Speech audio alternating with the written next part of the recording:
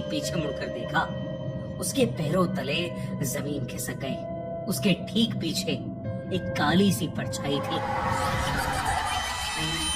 जिसकी दो नीली आंखें अंधेरे में चमक रही थीं। अभिनव को अपनी नजरों पर विश्वास ही नहीं हो रहा था। अभिनव को लगा कि जो भी उसके पीछे है वो कोई ना कोई सुपर नेचुरल क्रीचर है। वो जैसे ही उस जीव से दूर जाने के लिए भागा, उस जीव ने उस पर हमला कर दिया।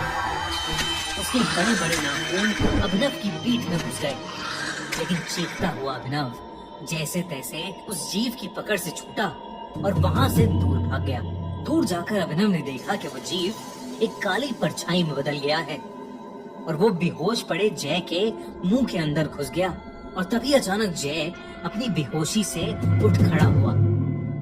अभिनव दूर से उसका नाम बार बार पुकार रहा था, पर जय मानो सुन्न होकर एक ही जगह पर खड़ा था। उसकी आंखें पूरी तरह से नीली पड़ चुकी थीं और वो बस वहां एक पुतले की तरह खड़ा था।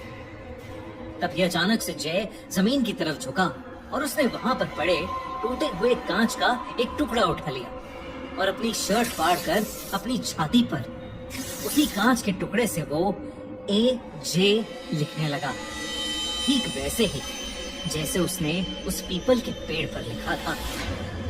ये सब देखकर अभिनव की रूह कांप गई थी। सुबह के 5 बज चुके थे और समुद्र के ऊपर से अब सूरज उगता दिखने लगा था। जय के ऊपर जैसे ही सूरज की रोशनी गई, जय अचानक से होश में आ गया। ऐसा लग रहा था कि जैसे उसे अपने साथ हुई कोई भी चीज याद नहीं थी और वो अपने सीने पर बने घाव को देखकर बहुत ज्यादा घबरा गया था। उसके बाद वो दोनों चुपचाप अपने घर चले गए।